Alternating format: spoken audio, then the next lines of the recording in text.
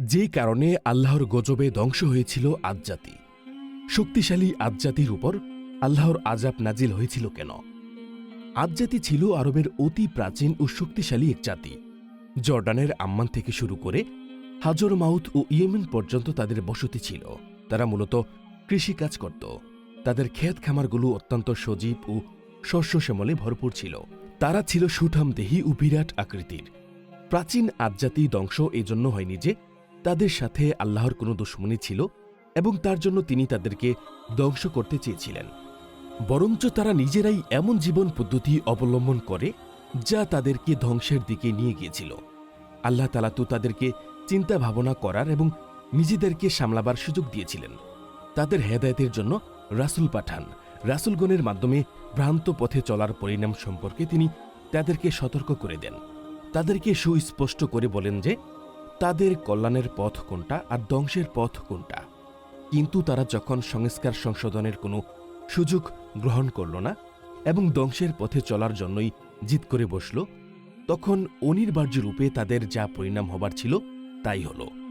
কুরআনুল মাজিদে বিভিন্ন স্থানে এ আযাবের যে বিবরণ এসেছে তা হল এই যে প্রবল ঝড় ঝঞ্ঝা ও বায়ু ৭ রাত এবং ৮ দিন ধরে ক্রমাগত চলতে থাকে। তার প্রচণ্ডতায় মানুষ এমনভাবে পড়ে পড়ে মরতে থাকে যেন খেজুর গাছে শুল্ক কাণ্ড পড়ে রয়েছে, যেসবের উপর দিয়ে এই বায়ু বয়ে গেছে তার সব কিছুকেই জরাজীর্ণ করে গেল। যখন এ বাতাস বইতে শুরু করে তখন আদ জাতির লোকেরা আনন্দ করেছিল, বলছিল, বাহ, বেশ ঘন মেঘ দেখা দিয়েছে, বৃষ্টি হবে এবং শুকনো জিনিস সজীব হয়ে উঠবে। কিন্তু বাতাস এমন প্রচণ্ড বেগে এলো যে গোটা জনপদকে ধ্বংস করে দিল। এবার জেনে নেই আল্লাহর গজবের পর আদ জাতির আবাসস্থলের বর্তমান অবস্থা কি। আদ জাতির বর্তমান আবাসস্থলের অবস্থা দেখে কারো পক্ষে ধারণা করা সম্ভব নয় যে কোনো কালে একটি সভ্যতামণ্ডিত শক্তিশালী জাতি এখানে বসবাস করত। এখন তার অবস্থা এই যে এমন এক গ্রাসকারী মরুময় প্রান্তর যে যার মাঝখানে থাকার দুঃসাহস কারো হতে পারে না।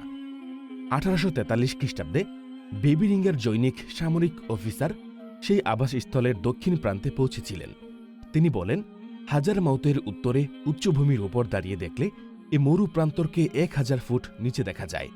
তার স্থানে স্থানে এমন সাদা ভূখণ্ড আছে যেখানে কিছু পড়লে তা বালুর সমুদ্রে তলিয়ে যায় এবং তা জরাজীর্ণ হয়ে যায়। আরবের বেদুইনরা পর্যন্ত এখনও এই অঞ্চলকে ভীষণ ভয় পায়। আদ জাতি সম্পর্কে আল্লাহ সুবহানাহু ওয়া তাআলা পবিত্র কোরআনুল কারিমে বলেন, তুমি কি দেখনি তোমার প্রতিপালক আদ জাতির সঙ্গে কিরূপ আচরণ করেছিলেন? সুদীর্ঘ দেহের অধিকারী আদ গোত্রের সঙ্গে, যার মতো এমন দীর্ঘকায় ও শক্তিশালী জাতি এর আগে অন্য কোনো পৃথিবীতে সৃষ্টি হয়নি।